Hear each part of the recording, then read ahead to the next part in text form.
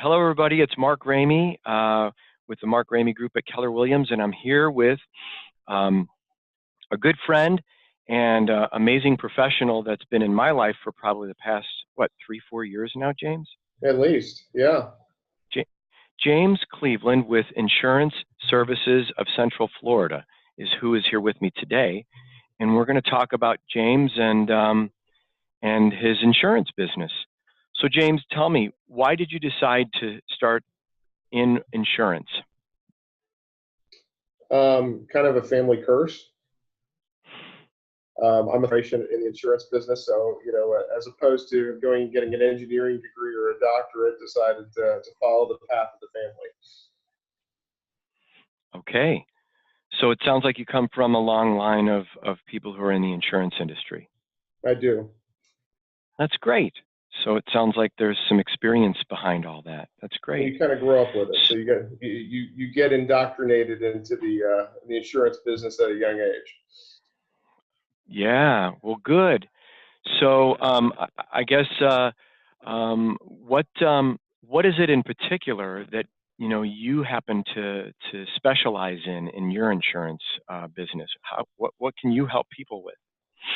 Well, I mean, we're fortunate enough that we've got a really diverse group of people in our organization, and we handle pretty much every type of insurance product that's available out there. So whether it comes to their personal situation and their homeowners and their auto and their umbrella for their personal coverage, we have a division that handles that.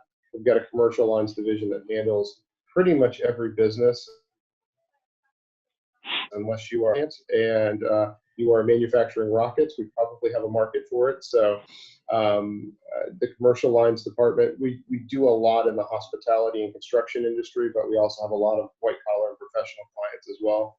And then employee benefits and financial services. So everything from employee benefits packages on small and mid-sized companies to business owner transitions as far as long-term care and life insurance packages and buy-sells. So pretty diverse in what we handle. We pretty much can handle almost everything in-house, which is nice, and we have a large amount of markets available to us.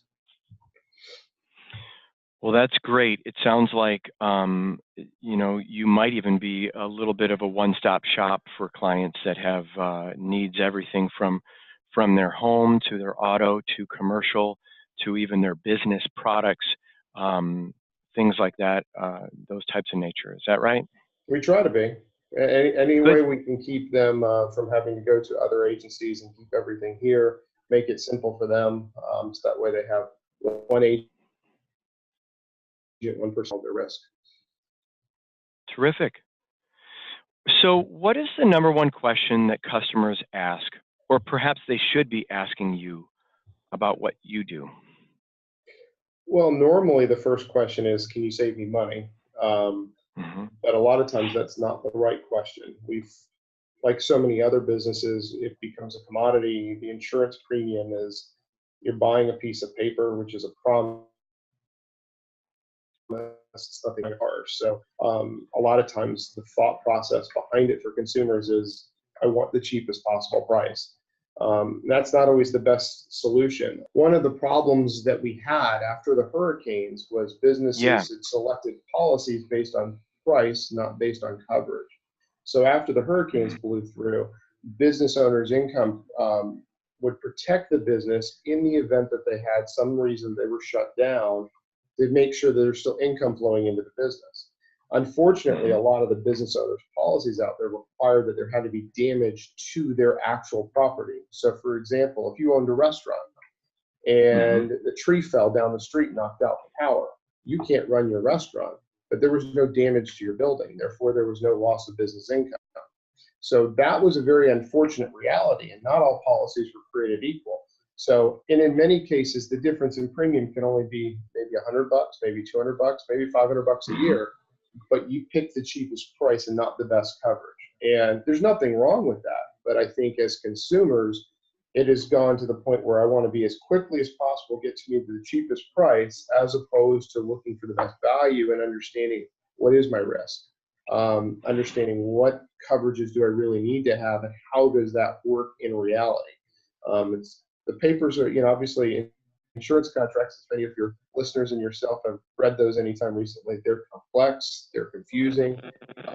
So a lot of times it's hard for a layman to understand what's in and what's out of those contracts. So it's our job to make sure they understand that. And I've experienced that actually. I've spoken to many of your people at your office. Angelica has helped me many times. So it's interesting when you don't know the ins and outs, how just by spending a little bit more, it could really, really reduce your risk by a lot. So that makes sense. Absolutely. There's nothing wrong with taking on more risk. It's just a matter of knowing what you're taking on for the money you're saving. And I have received that information from the people that have communicated with me at your office too, by the way, and they've been helpful with that. So that makes perfect sense. What's the big problem that the customers run into, and I mean that you're experiencing, and what do you recommend to do to solve it? I think the biggest issue in many cases is just not understanding what they're buying. 50% of the people out there now are trying to get their insurance coverage through an online source, whether it be their personal insurance going to Geico or Esurance or any one of these numbers of avenues that you can go online. And you can change your policy and you kind of customize it to whatever premium you want. But the unfortunate thing is do you know what you're giving up when you check mark one of those little boxes and how it's really going to impact you in the event of a claim?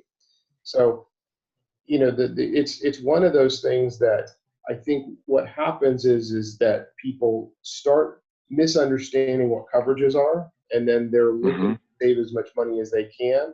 And now they've gone to a vehicle that doesn't give them any true education and understanding because they're purchasing it online and they're just check marking a box. And they truly don't understand what coverage they're giving up or what coverage they might be adding. So, secondly, it's understanding risk, and risk that you can take on. Is it makes sense to have comprehensive and collision coverage on a 25-year-old vehicle that if you totaled it, you wouldn't really care if it was stolen? So, it's just understanding those things, those limitations of policies. And I don't think, in my opinion, it's really easy for somebody who hasn't been in our industry or dealt specifically with insurance contracts to purchase that or make that happen online. They really have to advise. Kind of makes you rethink. It kind of makes you rethink. Or for that matter, like, oh gosh, I can remember last year we had a leak in our laundry room, and had I purchased my insurance online, I don't know who I would have called. And I remember calling someone from your office, and they were very helpful. So thank you for that. It was a challenging day for me. If I had done that online, I don't know who I would have reached out to online to get the answer to that question. So I know what you're talking about. Absolutely. That hit home personally. So what's an interesting customer story that you would want to share? Something that comes to mind that might help the people that are listening to this today. Trying to think of an interesting customer. There's always something interesting.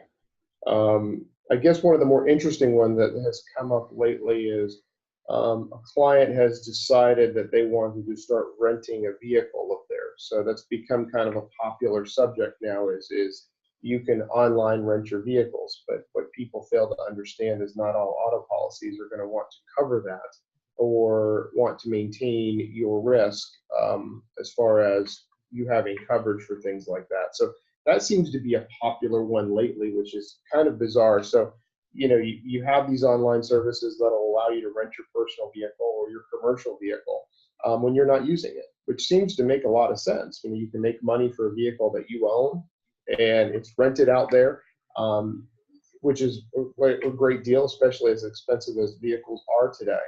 But then the flip side of it is, how does that affect you personally? This particular client had significant wealth, and the limits of liability that the rental company was going to extend them was $1 million. Problem with that is that if there was a claim in excess of that, they're going to personally have to defend themselves because their coverage in its standard form was not going to extend coverage to that. So that's a significant issue. So it's basically understanding what our risks are and having those conversations ahead of time. So That's the flip of a client that I had. So we had that conversation first, which was really good before they entered into those agreements.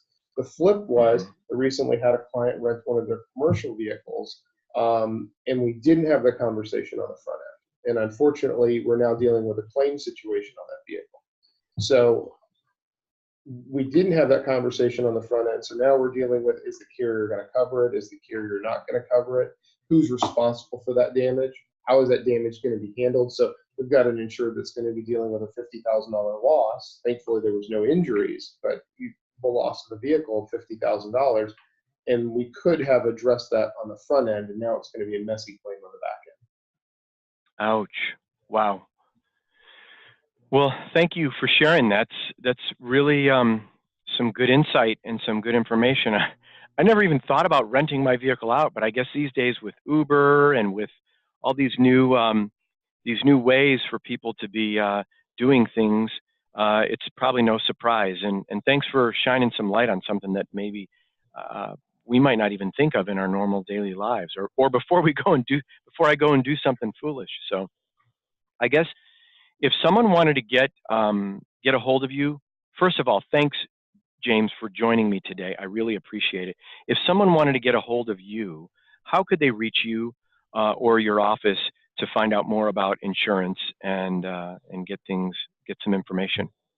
Well, the easy thing is call our office. That's local here. It's 407-876-4447. So fairly easy number. They can reach us or any one of our team members, we'll be happy to help them answer. Email me, which is my first letter of my name, J Cleveland @iscf.biz, which will be a tough one. I think we'll probably have to put it in the link. Yep.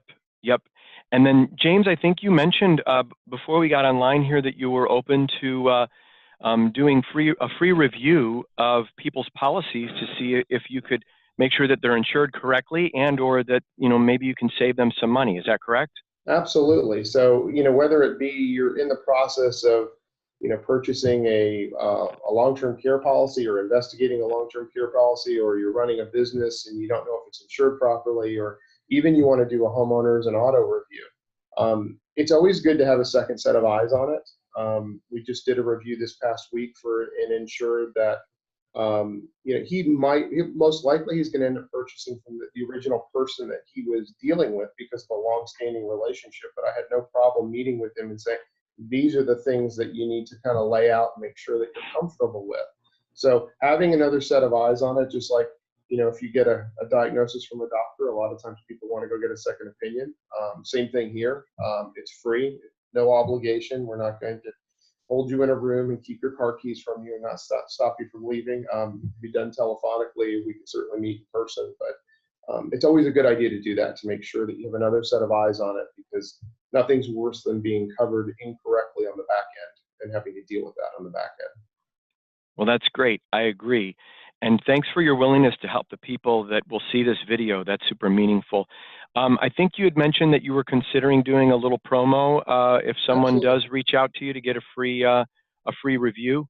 What did you have in mind, James? So we would give everybody who reaches out to us to do a review, regardless of whether they buy insurance from us or not, will be entered into a raffle for a $100 Visa gift card.